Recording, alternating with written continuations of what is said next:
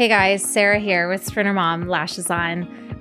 There is something that I wanted to dive into a little bit today, and that was talk about birth moms and birth families and the experience that we've had with our kids. Out of our 9 adoptive kids, we've had experience with 4 different types of families, and I wanted to kind of go through those different types and then tell you kind of what the conclusion I've come to and the responsibility that we carry as parents. This is the Sprinter Mom with Lashes On podcast. One of the situations we experienced with our son Gavin, and I can share that because I've shared his story before, is that that bio mom actually asked us to adopt him on his first birthday. Actually, he wasn't adopted until he was 2, his second birthday. But the process takes so long that's where we were at.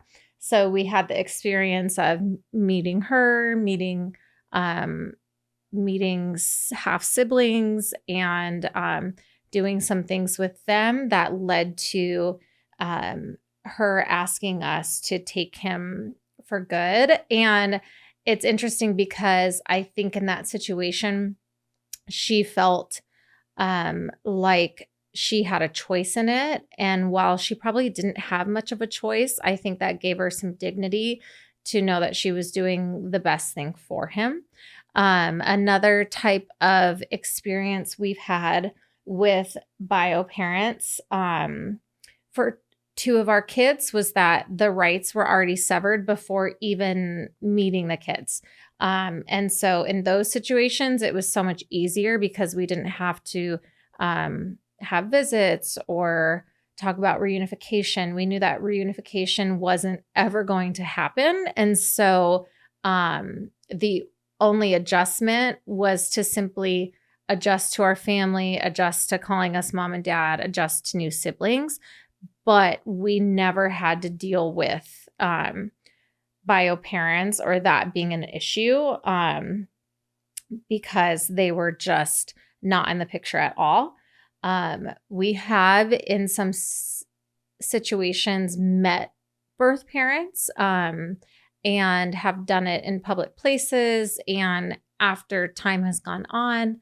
And so we've had those experiences, and they have been interesting. I'll just say that. And yeah, it really gives us a look and a reflection and perspective kind of on how our kids got there in the first place. Another experience we've had with birth mom, she never showed up at court or anything, never fought for her kids. She actually 2 of her sons were up for adoption at the same time, or 2 of her sons, I guess, were in the system at the same time. All her other kids had gone through the system. And we never saw her in person. She never called into the court, nothing. However, a dad was involved because he was in jail at the time. And so all he really had time to do was call into court, be present, even though he had never met his child. But he wanted to fight because maybe he wanted the chance to be a dad, I guess. But then when he did get out of jail and had a visit, after that visit with our child, he never drug tested again. And he had enough time to take pictures of our kid and post them on his Facebook. But he had been in and out of prison for, 20 years. And I think maybe he had the chance to meet his child and then didn't want to go back to jail, but wanted to do his things. And so he was MIA. So that was another experience. And the 4th experience we've had has actually been another kind of absent parent, absent for 2-3 years. And then really when it came down to severance, that parent fought. But you have to remember that severance comes so far after so many court dates and so many report and reviews and so many steps to get to a place of saying, now we're severing parental rights. And if you've missed all of that, but you show up the day before court and want services, it's kind of too late. And so we've also had that situation. And so with our kids that we've adopted and the ones that will be adopted, we've experienced so many different types of birth families. And I think the one thing that it has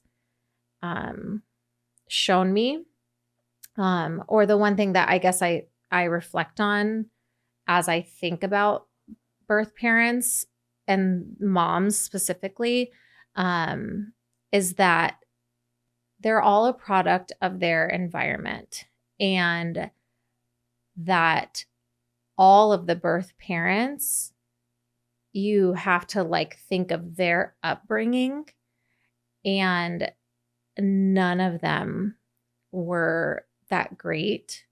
And it's literally like hurt people, neglected kids, neglect their kids, abused, physical abuse, emotional abuse, sexual abuse.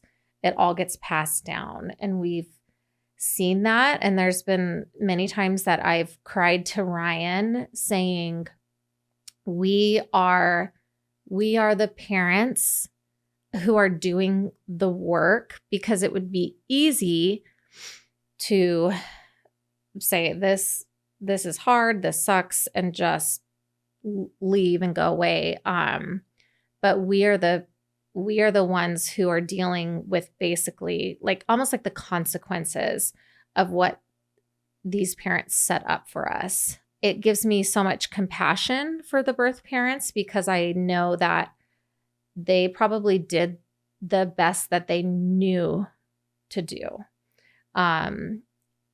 They were probably and hopefully trying to be better parents than their parents were.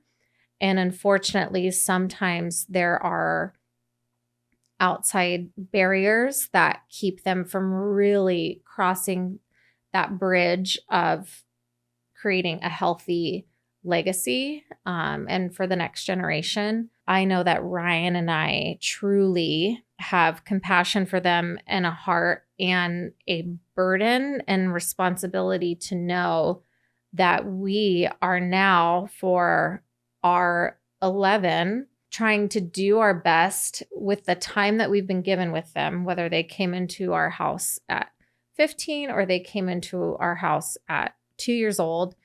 We are trying to do our best with them so that generationally, the impact of the centers doesn't look like where their birth family started. That doesn't take away from their birth parents' stories, or maybe the time that they did spend with them, or some of those bonds and attachments that were there. But we are trying to like mend and heal some of those things, but then add on the hope of Christ, that you are a child of God. You are a child we have chosen. You will forever be a center's, whether you like it or not. And trying to create a different legacy for our kids. Generationally, I think that Ryan and I feel a lot of responsibility to be healthy ourselves so that we can parent in a healthy way, because it's really unfortunate when you get to experience a severance trial and you actually can personally watch the pain in someone knowing that they couldn't do it for their kids. They couldn't break some of those generational barriers or addictions that led them to where they are and being unhealthy. And it's very sad. And I just know as parents, we have so much on our shoulders and our hearts of knowing that whether I am working 2 to 3 jobs just to keep my kids in a 1-bedroom apartment, but keep a roof over their head, keep their bellies fed, keep them in school, and some of those basic needs being met, they're going to turn out better than the ones who give up or don't give up on purpose, but the drugs and the alcohol abuse is just too far gone. And so it breaks our heart. But it also gives me a charge to support moms and dads doing it on their own, coming from a broken family, because pretty much everyone's families are broken now. But doing a little restart for your family and your little family unit, it can happen, and Jesus can do it, and you can do it, and start changing the trajectory of your kids and their kids and their kids' lives. I think the generational thought of it and impact is where your mind has to go, because although we've dealt with 4 different types of biological families, again, those families have similar upbringings and backgrounds of where they were. And so we just know we need to change that for our kids going forward, for their kids, and for the families around us and in our community. Thanks for joining us today for the Sprinter Mom with Lashes On podcast. Be sure to like, subscribe, and leave a review. We'll see you next week.